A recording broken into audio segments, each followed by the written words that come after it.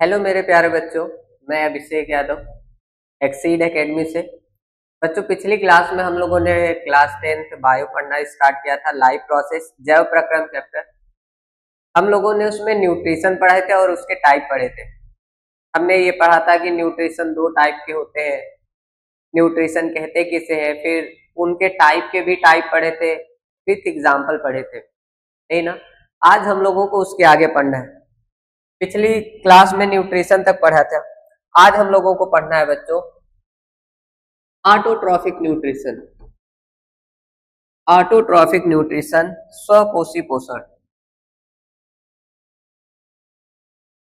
अगर बात करें बच्चों ऑटोट्रॉफिक न्यूट्रिशन की, अगर बात करें ऑटोट्रॉफिक न्यूट्रिशन की बात करें, स्वपोषी पोषण की बात करें, तो हम लोगों ने ये पढ़ा था कि इसमें जो ऑर्गेनिज्म होता है, जो जीव होता है, वो अपना फूड खुद से बना के लेता है। और पिछली क्लास में ये भी पढ़ा था हम लोगों ने, ये दो टाइप का होता है। एक होता है फोटो ऑटोट्रॉफिक, एक होता है फोटो ऑटोट्रॉफिक होता है, प्रकाश संश्लेषी होता है। दूसरा होता है कीमो ऑटोट्रॉफिक, रसायन संश्लेषी। दूसरा होता है कीमो ऑटोट्रॉफिक, रसायन संश्लेषी होता है। यही पढ़ा था, है ना। अब हमने इसका एग्जाम्पल बताया था, प्लांट्स बताया था। हमने कहा था कि प्लांट्स फोटोसिंथेसिस करके, प्रकाश संश्लेषण करके अपना फूड बनाते हैं, अपना भोजन बनाते हैं। आज हमको पढ़ना है कि फोटोसिंथेसिस होती क्या है, कैसे होती है, किस तरह से प्लांट अपना फूड बनाते हैं। आज उन्हीं के बारे में पढ़ना है। आते हैं बच्चों, स्टार्ट करते हैं फोटोसिंथेसिस। अगर बात करें फोटोसिंथेसिस की बच्चों, फोटोसिंथेसिस की बात करें, प्रकाश संश्लेषण की बात करें, तो फोटोसिंथेसिस प्रकाश संश्लेषण है क्या? एक प्रोसेस है। फोटोसिंथेसिस प्रकाश संश्लेषण क्या है? एक प्रोसेस है, एक प्रक्रिया है, जिसके द्वारा जो प्लांट होते हैं, जो कौन होते हैं? प्लांट होते हैं। ये काम क्या करते हैं? अपना फूड खुद से बनाते हैं, सिंथेसाइज।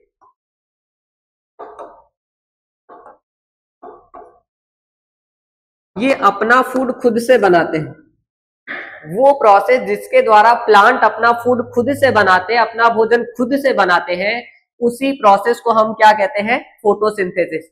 और फोटोसिंथेसिस के लिए, प्रकाश संश्लेषण के लिए बच्चों, चार चीजें जरूरी होती हैं। चार चीजें जरूरी होती है। एक चीज होती है कार्बन डाइऑक्साइड, CO2। दूसरी चीज होती है सनलाइट। दूसरी चीज होती है सनलाइट, सूर्य का प्रकाश। तीसरी चीज होती है क्लोरोफिल। तीसरी चीज क्या होती है? क्लोरोफिल।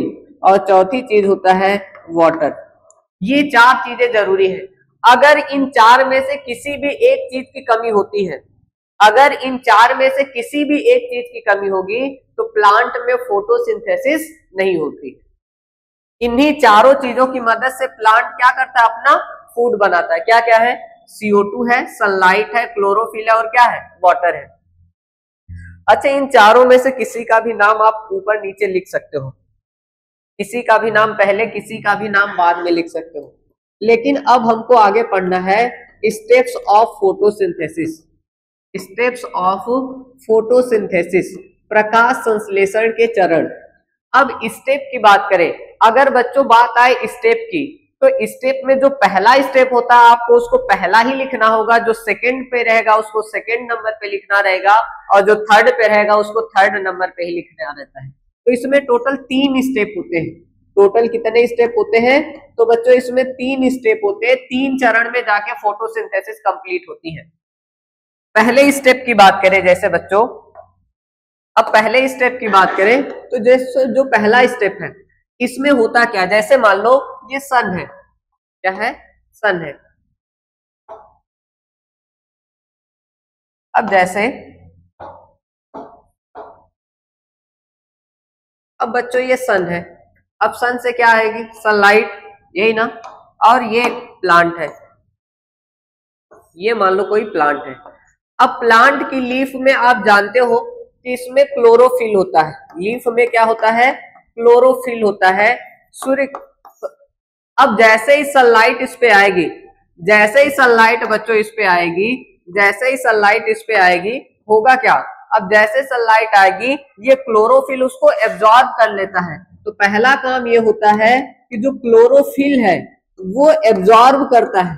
क्लोरोफिल क्या करता है बच्चों? एब्जॉर्ब करता है। किसको एब्जॉर्ब करता है? तो सनलाइट को एब्जॉर्ब करता है। किसको एब्जॉर्ब करता है? सनलाइट को, सूर्य के प्रकाश को। अच्छा, सनलाइट को क्लोरोफिल ने क्या किया? एब्जॉर्ब किया। अब लाइट ये जो आ रही है इसके अंदर है कौन सी एनर्जी? Light energy. और उस लाइट एनर्जी का यानी सनलाइट का यूज करके बनाना क्या है प्लांट को? फूड बनाना है, यानी ग्लूकोज बनाना होता है। अब वो ग्लूकोज प्लांट को बनाना है, और ग्लूकोज है क्या? केमिकल कंपाउंड है। ग्लूकोज क्या है बच्चों? केमिकल कंपाउंड है। तो यानी क्लोरोफिल ने पहला काम ये किया कि इसकी सनलाइट को एब्जॉर्ब किया। और काम क्या किया जाता है? जो लाइट एनर्जी है, जो क्या है बच्चों? लाइट एनर्जी है, इस लाइट एनर्जी को बदला जाता है केमिकल एनर्जी में। लाइट एनर्जी को किस में बदला जाता है? केमिकल एनर्जी में बदला जाता है, यानी प्रकाश ऊर्जा को रासायनिक ऊर्जा में बदला जाता है। पहला स्टेप। तो पहले स्टेप में बच्चों दो काम हुए। पहला काम ये हुआ कि जैसे ही सनलाइट इसके ऊपर आती है, लीफ के ऊपर, क्लोरोफिल ने उस लाइट को क्या कर लिया? एब्जॉर्ब कर लिया, अवशोषित कर लिया। और दूसरा काम ये हुआ कि उसकी लाइट एनर्जी को किस में बदला जाता है? केमिकल एनर्जी में बदला जाता है।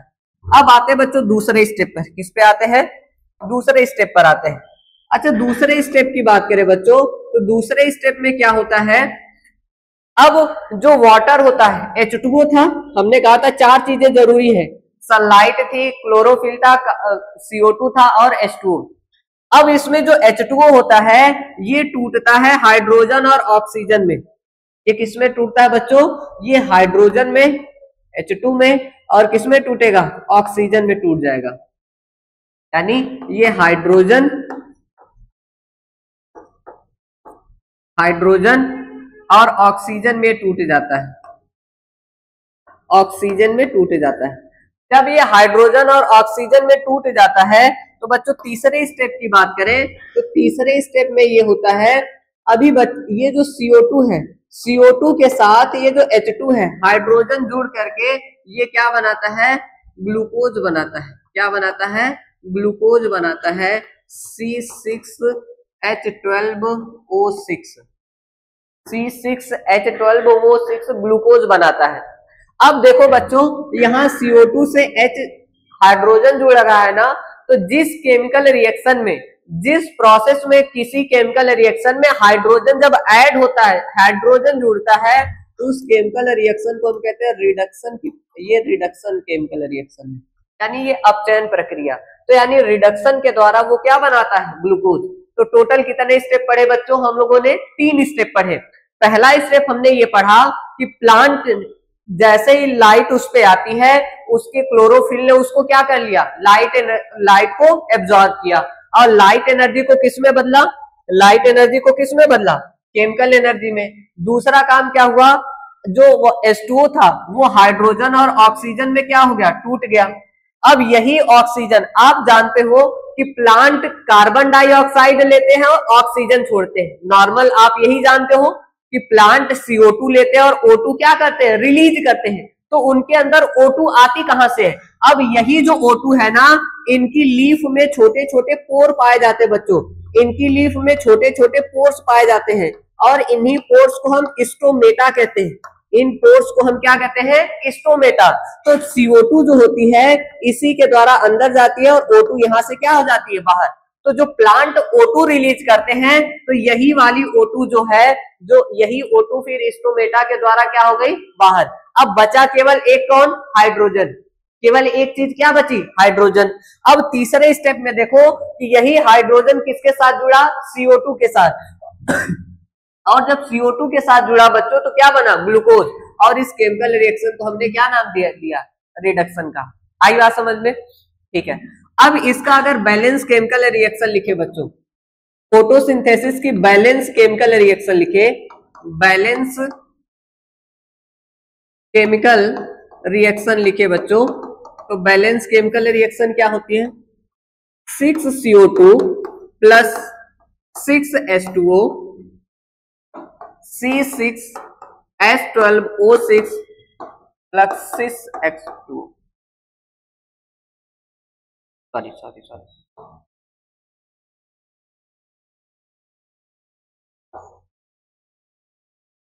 अब काउंट करो, कार्बन यहाँ कितने हैं बच्चों? 6। यहाँ पे भी कार्बन कितने हैं? 6। हाइड्रोजन कितना है? 6 2 जा 12। हाइड्रोजन यहाँ पर कितना है? 12। अब देखो ऑक्सीजन 2 यहाँ है, 6 यहाँ है, यही ना? ऑक्सीजन 2 यहाँ है और 6 यहाँ है। तो अब देखो 2 ऑक्सीजन और 6 ऑक्सीजन, तो 6 ऑक्सीजन यहाँ और 2 ऑक्सीजन यहाँ, तो टोटल कितने? 1। बैलेंस है। अब इसके बाद हम लोगों को पढ़ना है बच्चों, हम लोगों को पढ़ना है स्टोमेटा के बारे में। किसके बारे में? स्टोमेटा के बारे में। अच्छा, अगर बात करें स्टोमेटा की बात करें, रंध्र की बात करें, स्टोमेटा या रंध्र की बात करें, हिंदी में इसको रंध्र कहते हैं। स्टोमेटा या रंध्र की बात करें, अब जैसे अगर हम बात करें बच्चों, तो हमारे पास अगर हमको सांस लेना तो हमारे पास नाक है, हम नाक के द्वारा लेते हैं, हमारे पास लंग्स है, उसकी मदद से सांस लेते हैं। लेकिन प्लांट को अगर देखोगे तो प्लांट में ना तो कोई नोज है ना ही कोई लंग्स है, यही ना? तो प्लांट आखिर सांस कैसे लेते हैं? वो गैसेस एक्सचेंज कैसे करते हैं? तो प्लांट की जब लीफ को हम देखते हैं, किसको देखते हैं बच्चों? प्लांट की जब लीफ को हम देखते हैं तो लीफ में अगर देखा जाए, माइक्रोस्कोप से देखा जाएगा जब, तो इसमें बहुत से छोटे छोटे पोर्स बने रहते हैं। इस लीफ में बहुत से छोटे छोटे क्या बने रहते हैं?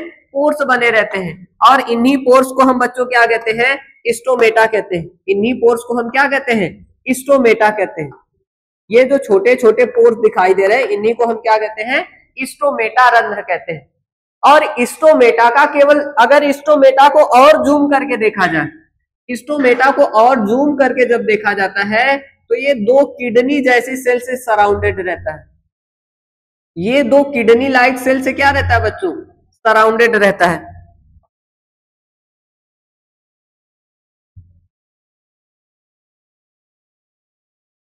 अब ये 2 किडनी जैसी सेल्स होती हैं और इन्हीं किडनी जैसी सेल से ये सराउंडेड रहता है, जिनको हम कहते हैं गार्ड सेल। क्या कहते हैं बच्चों? गार्ड सेल कहते हैं। अब अगर देखो, अब ये जो बीच में ओपनिंग है बच्चों, ये जो बीच में ओपनिंग दिखाई दे रही है ना, यही स्टोमेटा है। ये जो बीच में ओपनिंग है, ये क्या है? स्टोमेटा है, रंध्र है। और ये जो साइड साइड 2 किडनी जैसी सेल दिखाई दे रही है ना, इन किडनी जैसी सेल को हम कहते हैं गार्ड सेल कहते हैं। क्या कहते हैं बच्चों? गार्ड सेल कहते हैं, रक्षक कोशिका कहते हैं। इनको हम कहते हैं गार्ड सेल कहते हैं, रक्षक कोशिका कहते हैं। अब सुनना, स्टोमेटा कब ओपन होगा, कब खुलेगा और कब बंद होगा? इस स्टोमेटा को खोलने बंद करने का काम किसका होता है? इन गार्ड सेल का होता है। स्टोमेटा को खोलने और बंद करने का काम किसका होता है? गार्ड सेल का होता है। आई बात समझ में? तो केवल अब तक 3-4 बातें पढ़ी। पहली बात क्या पढ़ी भाई?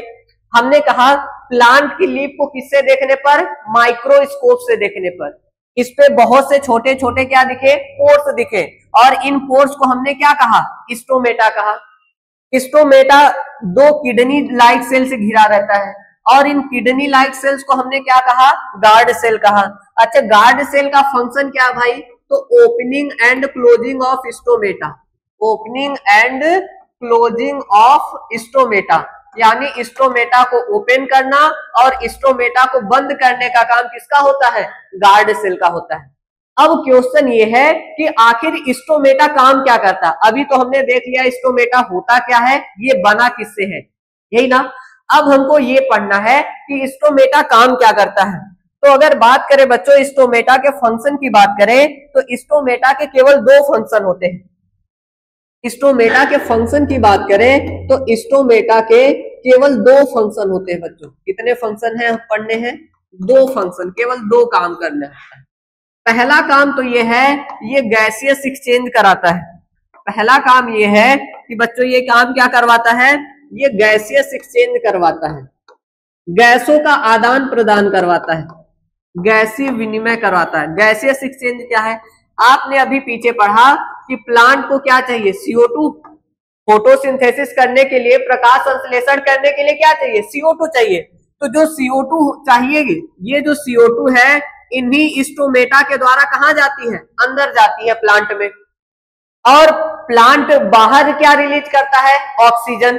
तो बाहर ऑक्सीजन जो रिलीज करता है तो वो इसी के द्वारा रिलीज करेगा, क्योंकि इसके पास नाक या लंग्स तो है नहीं, इसके पास नोज या फेफड़ा तो है नहीं, तो ये किसके द्वारा काम कराता है, स्टोमेटा के द्वारा। दूसरा काम ये क्या करवाता है भाई, तो दूसरा काम ये करवाता है ट्रांसपिरेशन। ट्रांसपिरेशन हिंदी में कहे तो कहते हैं वाष्पोत्सर्जन। क्या करवाता है, वाष्पोत्सर्जन। अब ट्रांसपिरेशन या वाष्पोत्सर्जन क्या होता है, अब बच्चों अगर बात करें, प्लांट सॉइल से, मिट्टी से जितना पानी लेता है, जितना वो पानी एब्जॉर्ब करता है, वो पूरा पानी यूज नहीं करता, पूरा का पूरा वाटर यूज नहीं करता है। Maximum water 98 to 99%, 98 to 99% water ये काम क्या करता है कि ये वेपर के फॉर्म में, वाष्प के रूप में यहां से स्टोमेटा के द्वारा बाहर रिलीज कर देता है। यानी जो एक्सेस वाटर है उसका स्टोमेटा के द्वारा बाहर रिलीज करना ही, in the form of vapour, vapour के फॉर्म में उसको बाहर रिलीज करना ही क्या कहलाता है, वाष्पोत्सर्जन कहलाता है। तो वाष्पोत्सर्जन की अगर बात करें बच्चों, तो वाष्पोत्सर्जन या ट्रांसपिरेशन है क्या, ट्रांसपिरेशन या वाष्पोत्सर्जन क्या है, तो ट्रांसपिरेशन क्या है, release of excess water through stomata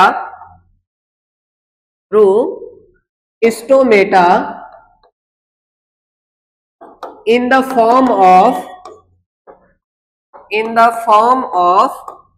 vapor, यही ना, वेपर के फॉर्म में, वाष्प के रूप में स्टोमेटा के द्वारा वाटर का बाहर रिलीज करना, वाटर को बाहर रिलीज करना ही क्या कहलाता है, ट्रांसपिरेशन। आई बात समझ में। जैसे कि एग्जांपल लेते हैं, जैसे हमने कहा क्या बच्चों, 98 से 99% वाटर प्लांट क्या कर दिया, बाहर रिलीज कर देता है वेपर के रूप में, यही था। अगर जैसे मान लो कोई प्लांट है एक दिन में 100 लीटर पानी ले रहा है, अगर कोई प्लांट है एक दिन में कितना लीटर पानी ले रहा है, वो 100 लीटर पानी ले रहा है, 100 लीटर ले रहा है, तो उसमें से वो केवल 1 से 2 ही लीटर वाटर, केवल 1 से 2% का मतलब क्या, 1 से 2 लीटर वाटर को वो क्या करेगा, यूज करेगा, और बाकी जो 98 से 99% लीटर वाटर होगा वो क्या कर दिया, बाहर रिलीज कर दिया। आई बात समझ में। तो उसी प्रोसेस को हमने क्या कहा, ट्रांसपिरेशन। अब क्वेश्चन आपसे ये है बच्चों, ये है कि अगर प्लांट को यूज करना है केवल 1 से 2 ही % वाटर, तो प्लांट इतना वाटर लेता क्यों है आखिर सॉइल से, 1 से 2% ही लेना चाहिए, जितना यूज करना उतना ही लेना चाहिए, एक्सेस अमाउंट में क्यों लेता है, ज्यादा मात्रा में पानी क्यों एब्जॉर्ब करता है। तो प्लांट ट्रांसपिरेशन का भी 2 फंक्शन होता है। अगर बात करें बच्चों ट्रांसपिरेशन के, तो ट्रांसपिरेशन के भी कितने फंक्शन होते हैं, 2 फंक्शन होते हैं।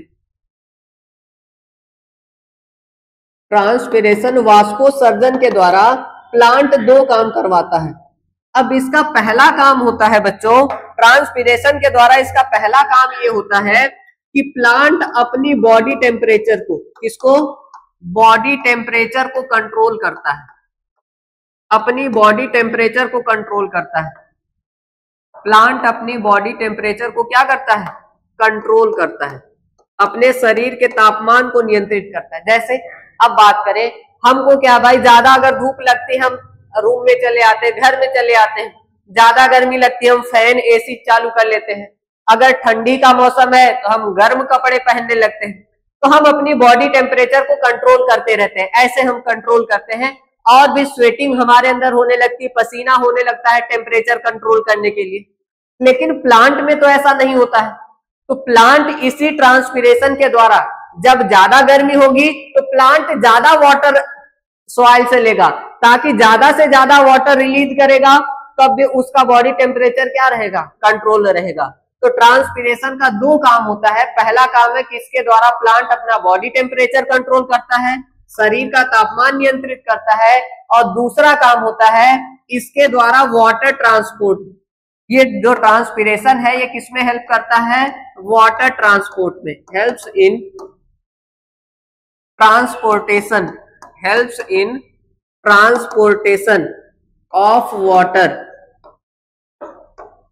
From root to leaf, root to leaf, यानी पानी को जड़ से पत्ती तक ले जाने में, रूट से लीफ तक ले जाने में भी ये ट्रांसपिरेशन क्या करता है?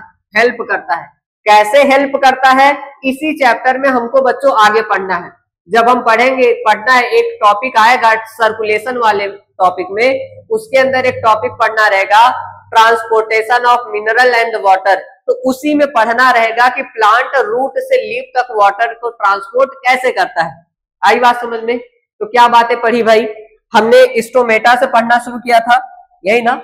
अब देखो हमने क्या कहा कि जो स्टोमेटा, अगर प्लांट की लीफ को आपने देखा तो छोटे छोटे पोर्स दिखे, उन पोर को क्या कहा? स्टोमेटा। स्टोमेटा जो है किडनी जैसी सेल से घिरा है, जिसको हमने क्या नाम दिया? गार्ड सेल, रक्षक कोशिका। गार्ड सेल के कितने काम है बच्चों? तो एक ही काम है गार्ड सेल का। क्या काम है? स्टोमेटा की ओपनिंग और क्या करवाना? क्लोजिंग, यानी स्टोमेटा को खोलना और बंद करवाना किसका काम है? गार्ड सेल का।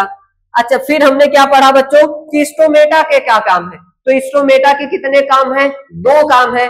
पहला काम इसका क्या है? गैसियस एक्सचेंज करवाना, यानी इसी के द्वारा प्लांट CO2 लेगा और O2 को क्या करेगा? रिलीज करेगा। और दूसरा काम क्या है? ट्रांसपिरेशन है, वाष्पोत्सर्जन। ट्रांसपिरेशन पढ़ते टाइम क्या पढ़ा? हमने कहा जो प्लांट होता है वो एक्सेस वाटर, जो जरूरत से ज्यादा पानी होता है उसको वेपर के फॉर्म में बाहर रिलीज कर देता है, और उसी को हम क्या कहते हैं? ट्रांसपिरेशन। अब हमने कहा कि प्लांट यूज 1 से 2% वाटर करता है, तो आखिर जरूरत से ज्यादा पानी के वो सॉइल से लेता है, तो वो दो काम के लिए लेता है भाई। पहला काम है कि वो अपने बॉडी को टेम्परेचर को कंट्रोल करने के लिए, और दूसरा है वाटर का क्या करवाने के लिए? ट्रांसपोर्टेशन करवाने के लिए। आई बात समझ में बच्चों? अब हमको पढ़ने हैं बच्चों कुछ एक्सपेरिमेंट के बारे में। इसके बारे में पढ़ने हैं, कुछ एक्सपेरिमेंट के बारे में पढ़ना है, जिससे ये प्रूफ होगा कि जो फोटोसिंथेसिस के, जैसे अभी पीछे पढ़ा ना कि फोटोसिंथेसिस के लिए, अगर बात करें फोटोसिंथेसिस के लिए, प्रकाश संश्लेषण के लिए कितनी चीजें जरूरी थी? 4 चीजें जरूरी थी। एक चीज क्या थी जरूरी? CO2 थी, यही ना? दूसरी चीज क्या जरूरी थी? सनलाइट थी। तीसरी चीज क्या जरूरी थी बच्चों? H2O था। और क्या था? क्लोरोफिल। तो टोटल 4 चीजें जरूरी है ना। अब हमको पढ़ना है एक्सपेरिमेंट के बारे में, कुछ एक्सपेरिमेंट के बारे में पढ़ना है, जिससे ये प्रूफ होगा कि CO2 क्या है, कैसे प्रूफ करेंगे कि CO2 जरूरी है, कैसे प्रूफ करेंगे कि सनलाइट जरूरी है, ये इनके बारे में पढ़ना है। आई बात समझ में बच्चों? ठीक है, तो आगे बढ़ते हैं। हम एक्सपेरिमेंट के बारे में पढ़ेंगे, और पहला एक्सपेरिमेंट हम पढ़ेंगे सनलाइट के बारे में। किसके बारे में? सनलाइट, कि कैसे प्रूफ होता है कि जो सनलाइट है वो फोटोसिंथेसिस के लिए जरूरी है। तो पहला काम हम क्या करते हैं बच्चों? एक हम पॉटेड प्लांट लेंगे। क्या लेंगे? पॉटेड प्लांट लेंगे। एक हम गमले में लगा हुआ पौधा लेते हैं, ठीक है। एक हम क्या लेते हैं बच्चों? पॉटेड प्लांट लेते हैं, गमले में लगा हुआ पौधा लेते हैं। इस पॉटेड प्लांट को हम डार्क रूम में रखते हैं। किसमें प्लेस कर देते हैं? कहां पे रखते हैं बच्चों? डार्क रूम में इसको रखते हैं, अंधेरे कमरे में रखेंगे। कितने दिन के लिए? तो 2 से 3 दिन के लिए। कितने दिन के लिए बच्चों? 2 से 3 दिन। अब जब 2 से 3 दिन हो जाएगा तो उसी में अब हम काम क्या करेंगे? ये जो इसकी लीफ है, ये जो इसकी क्या है बच्चों? लीफ है। अब इस लीफ को हम काम क्या करेंगे बच्चों? कि ब्लैक पेपर से, अब ब्लैक कलर हम यूज नहीं करते, स्क्रीन ब्लैक है, दिखेगा नहीं, तो हम उसके जगह पे रेड कलर यूज कर रहे हैं, ठीक। अब हमने काम क्या किया? इस आधे लीफ को ब्लैक पेपर से कवर कर दिया। किससे कवर कर दिया बच्चों? ब्लैक पेपर से। किससे कवर कर दिया? ये मान लो ब्लैक पेपर से इसको क्या कर दिया? कवर कर दिया। अच्छा, जब ब्लैक पेपर से कवर करके अब यानी अब दूसरा काम क्या किया? जो हाफ लीफ है, जो हाफ लीफ है इसको कवर कर दिया। किससे कवर कर दिया भाई? ब्लैक पेपर से कवर कर दिया, काले कागज से क्या कर दिया? कवर कर दिया। अब ब्लैक पेपर से कवर करने के बाद अब इस प्लांट को फिर से सनलाइट में रखेंगे। अब जो प्लांट है इसको किस में रख देंगे, इसको सनलाइट में रख देंगे। प्लेस्ड इन सनलाइट, धूप में रख देंगे कुछ टाइम के लिए। कुछ टाइम के लिए इसको किस में रख देंगे बच्चों, धूप में। तो 3 काम कर लिया। पहले एक पॉटेड प्लांट लिया, गमले में लगा हुआ पौधा। दूसरा काम क्या किया, हमने आधी लीफ को ब्लैक पेपर से कवर किया। तीसरा काम हमने काम क्या किया बच्चों, कि उस प्लांट को किसमें प्लेस कर दिया, सनलाइट में। जब सनलाइट में रख देते हैं तो फिर उसके बाद हम बच्चों काम क्या करते हैं कि उस लीफ को अब तोड़ते हैं। अब जो लीफ है उस लीफ को तोड़ते हैं और लीफ को हम बॉईल करते हैं, उबालते हैं। किसमें बॉईल करते हैं बच्चों, तो एथाइल अल्कोहल में। किसमें बॉईल करते हैं, एथाइल अल्कोहल में बॉईल करते हैं। और जैसे ही एथाइल अल्कोहल में बॉईल करेंगे तो ये जो लीफ है, जब एथाइल अल्कोहल में इसको बॉईल करेंगे तो जो लीफ है, बॉईल करने के बाद जो लीफ है वो कलरलेस हो जाती है। लीफ कैसी हो जाती है, कलरलेस हो जाती है, रंगहीन हो जाती है। आई बात समझ में। अब जब ये कलरलेस हो जाती है, अब ये जो कलरलेस लीफ है, कलरलेस का मतलब पूरी तरह व्हाइट हो जाएगी। कलरलेस का मतलब ये पूरी तरह कैसी बन जाएगी, व्हाइट बन जाएगी। ठीक है। अब ये जो कलरलेस लीफ है, इस कलरलेस लीफ के ऊपर अब हम क्या डालते हैं बच्चों, तो आयोडीन सॉल्यूशन डालते हैं। इस कलरलेस लीफ पर हम क्या डालते हैं, आयोडीन सॉल्यूशन डालते हैं। जब आयोडीन का घोल डालते हैं, आयोडीन सॉल्यूशन जब इस पे डालते हैं तो हम देखते ये है बच्चों, आयोडीन सॉल्यूशन डालने पर ये देखते हैं कि ये जो लीफ का आधा हिस्सा था, जो कवर पार्ट था, जो लीफ का कौन सा पार्ट था बच्चों, जो कवर, इधर वाला पार्ट कवर था इतने दूर का, जो इतना पार्ट था, ये वाला यहां से यहां तक का कौन सा पार्ट था, ये कवर पार्ट था ना, कवर्ड पार्ट था। जो ये पार्ट था ये कैसा पार्ट था बच्चों, कवर्ड पार्ट था, ढका हुआ था। अब ये जो कवर्ड पार्ट होता है ना, डालने के बाद भी, और ये वाला पार्ट कैसा था, अनकवर्ड। ये वाला कैसा था, अनकवर्ड पार्ट था, यही था। अब होता ये है बच्चों कि जब हम आयोडीन सॉल्यूशन डालते हैं तो जो कवर पार्ट होता है ये कलरलेस ही रहता है। ये कैसा रहता है, कलरलेस ही रहता है। जबकि जो अनकवर्ड पार्ट होता है, जो अनकवर्ड पार्ट होता है ये कन्वर्ट हो जाता है। अनकवर्ड पार्ट जो होता है ये ब्लू कलर में कन्वर्ट हो जाता है। इसमें कन्वर्ट हो जाता है, ब्लू कलर में कन्वर्ट हो जाता है बच्चों। ये नीले रंग का बन जाता है। ये कैसा हो जाता है, ब्लू कलर का हो जाता है। अब ये ब्लू कलर का क्या हो गया, अब देखो इतना पार्ट हमने कवर किया था, ये आधा वाला पार्ट हमने क्या किया था, कवर किया था ना, कवर था ब्लैक पेपर से, तो इस पे सनलाइट नहीं गई, और सनलाइट नहीं गई तो इसमें फोटोसिंथेसिस नहीं हुआ, और फोटोसिंथेसिस नहीं हुआ तो क्या नहीं बना, ग्लूकोज। ये वाला पार्ट जो था, ये वाला जो पार्ट था बच्चों, ये वाला जो पार्ट था, ये आधे पार्ट ये अनकवर्ड था, तो इस पे लाइट पड़ रही थी। जब लाइट इस पे जा रही थी तो इसका मतलब उस पे फोटोसिंथेसिस हुआ, और फोटोसिंथेसिस हुआ तो उस पे क्या बना, ग्लूकोज। और जो आयोडीन होता है बच्चों, क्या होता है, जो आयोडीन होता है ये ग्लूकोज से रिएक्शन करके, किससे रिएक्शन करके, ग्लूकोज से रिएक्शन करके ये कैसा कलर देता है, तो ये ब्लू कलर देता है। कैसा कलर देता है बच्चों, ब्लू कलर देता है। आई बात समझ में। तो आज हमने किसके लिए पढ़ा, सनलाइट के लिए एक्सपेरिमेंट पढ़ा। कल की क्लास में हम लोग पढ़ेंगे CO2 के लिए एक्सपेरिमेंट। आई बात समझ में बच्चों। तो आज की क्लास यहीं तक। थैंक यू आप सब बच्चों को। जो भी आपको डाउट आए आप कमेंट सेक्शन में पूछते जाइएगा, हम उसको अगली क्लास में उसको कवर करने का, उसको सॉल्व करने का ट्राई करेंगे। थैंक यू बच्चों।